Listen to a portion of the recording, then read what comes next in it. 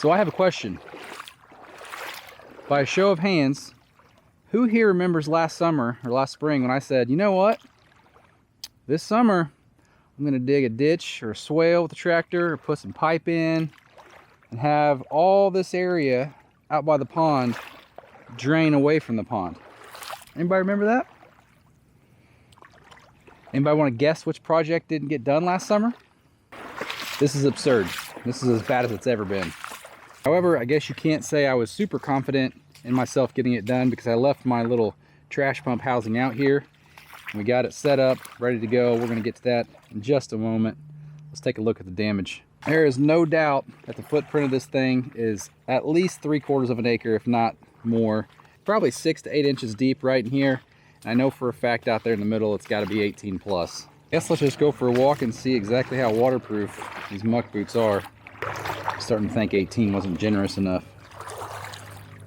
I mean, you can see there, up to my mid shin. And I know for a fact it dumps another 6 or so inches down there. I mean, look at the base of that tree.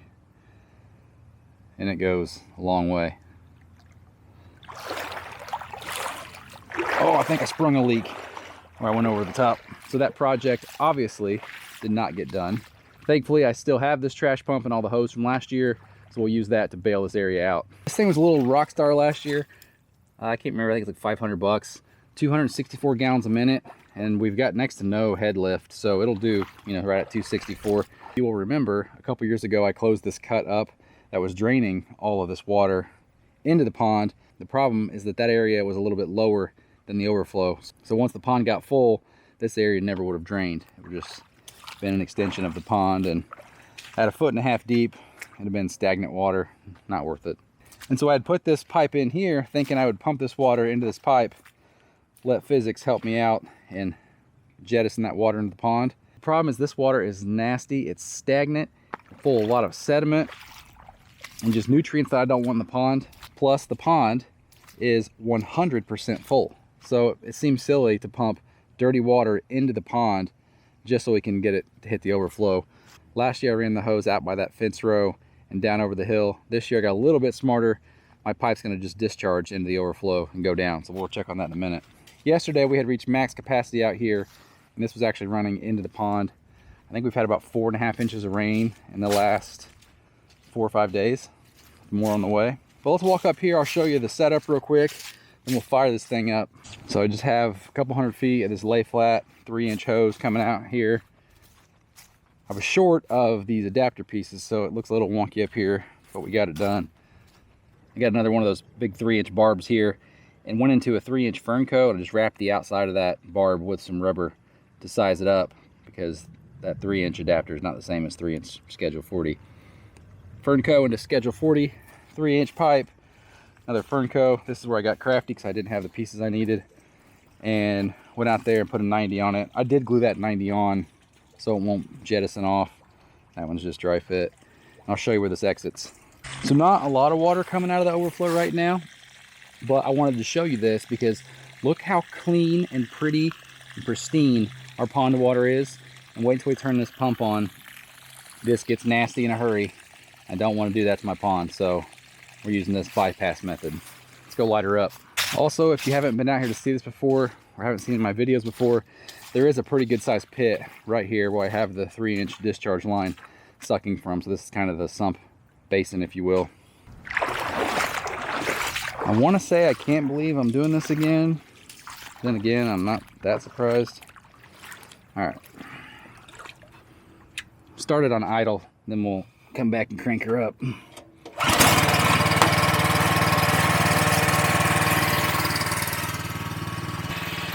Oh, we sprung a leak up there. I gotta go fix that. Hold on. All right, so we're rocking. That fern coat just slipped off there, so I threw another hose clamp on it. You can't really see it, but you can hear it. Significant amount of water blasting through there. We'll go to the other end and look. That's on idle. So this thing will do 264 gallons a minute. It doesn't sound like a lot, really, when you think about it. But at full throttle, 264 a minute would cut 1 inch of water off this pond in like an hour and 45 minutes. Pretty decent flow now. Like I said, that's still idle, so we're gonna go crank this thing up and we'll check on it here in a moment. A lot of water. I can tell you right now, looking at that area out there, that's probably at least 2 full tanks of gas on that thing. I want to say it'll run for 4 or 5 hours. So if it runs for 4 or 5 hours on one tank, can't remember the tank size, that's about 63 to 79,000 gallons of water per tank. Taking care of this thing's a headache sometimes. Man, it's so worth it. And yeah, I know we could slope this back toward the pond. Maybe one day we will.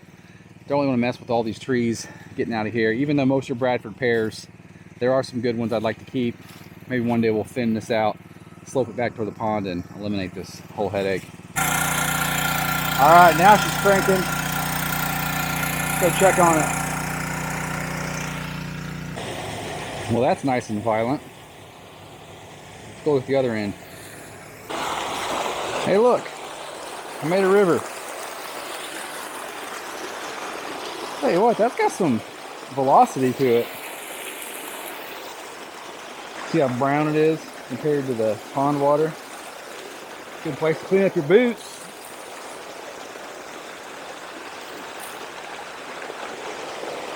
All right. Farmer's field towel still dishing it out over there. So I'm okay to basically let this thing go wide open and walk away from it. When it gets down low, you got to kind of throttle it down and make sure you don't dry run that pump, burn it up. That's when it becomes a real fun babysitting exercise. But for now, it's like the 90s infomercials. We're gonna set it and forget it. Go out here and give you one final look, because I'll let this video go probably over a couple days. And we'll see how much we can shrink the footprint of all this. So a few landmarks. Kind of look at these 2 trees here. We got water up against the base of those, almost to the front of this one. I would say by tomorrow afternoon, if I can keep up with this going, we'll have it inside that pine tree, hopefully, unless we get a ton more rain. And probably on this side, I'd say within that tree, kind of over there. That side sits lower than this side. All right. Stay tuned. So here we are the next morning. Geese coming in right now in the pond, actually.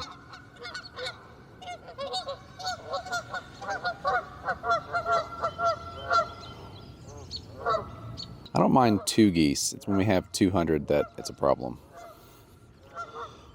Pretty morning. Let's go out here and check this. I ended up running that 1 full tank and then topped it off with another small can of gas I had later in the evening. I think probably about 3/4. So call it 1 3/4 tanks. And man, this area is pretty well done. Gives me a little pause because, like I said, you have to babysit this thing when the water gets low. So knowing that this will outpace the water coming in. So when I left it last night, I put it on about idle. I'm hoping that it was fed the entire time and we didn't burn this pump up. Really, really hoping. We'll find out later today though. Take a peek. I'd say for now we're done. The ground, as I'm walking out here, still holding a ton of water. You can hear it just squishing. It's that saturated for, you know, a week or so, if not more. But I know there's at least a 1/2 inch, if not 3/4 of an inch of rain on the way here this morning.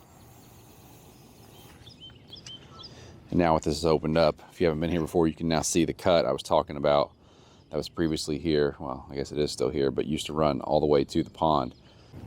So we'll let the rain fall today and somewhat fill this area back up, and we'll drain it down. Tomorrow's supposed to be sunny. The day after that, also sunny and dry.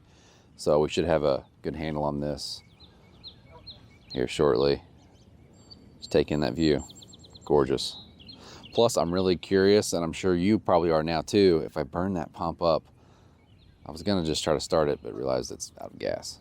So hopefully I did not. I'm a little nervous, but we'll see. So now here we are the next day. We ended up with about 6/10 of an inch of rain yesterday, and we didn't really add a whole lot to the flood, if you will. Still inside that pine tree, still inside that one over there, but we're gonna fuel up and see if we can't clear this out. It'll be nice and sunny tomorrow and dry. So hopefully by the end of today / end of tomorrow, we'll be good, but I'm gonna wrap this video here at the end of today, but we'll pump this down. Also a bit of a moment of truth item here as we see if this thing is hopefully not burnt up. Fueling this thing up down here in this hole is a little tricky. So I'm gonna use one of these transfer pumps. Nice handy little things to have. I don't know if you've ever seen one or not, but But these are pretty sweet. Makes something like this a whole lot easier. So this also has an auto shut off in it down here. So we'll just fill her up.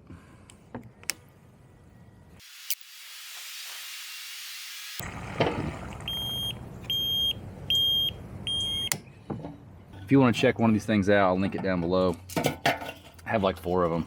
They're awesome.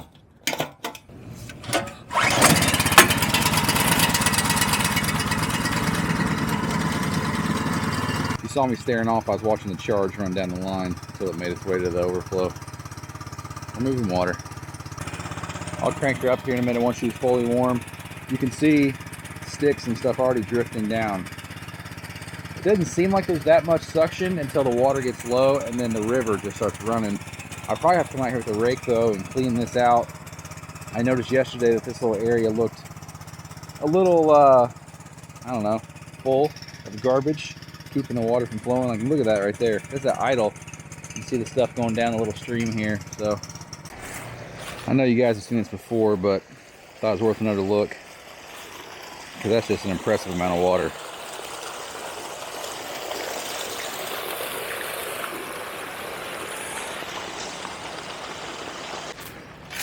Next year, I won't have to do this. You heard it here now. Let's see if I deliver this year or not. So here's a look a couple hours later. I brought it down to idle so I'd have more time working on other stuff instead of babysitting this thing. But even at idle, starting to get to the point where the end feed, even though it's pretty fast, is not going to keep up with this pump here shortly. Still a fair amount of water out here to clean up, but it's so early in the season. This whole back half of the coming week is going to be rain, so I know this won't be our last time doing it. And even though it's a pretty good amount of standing water, you get some wind and sunny days out here, and this disappears pretty fast. This is much more manageable than, you know, when it was 85 or 100 feet that way and 6 inches deep and 50 feet that way.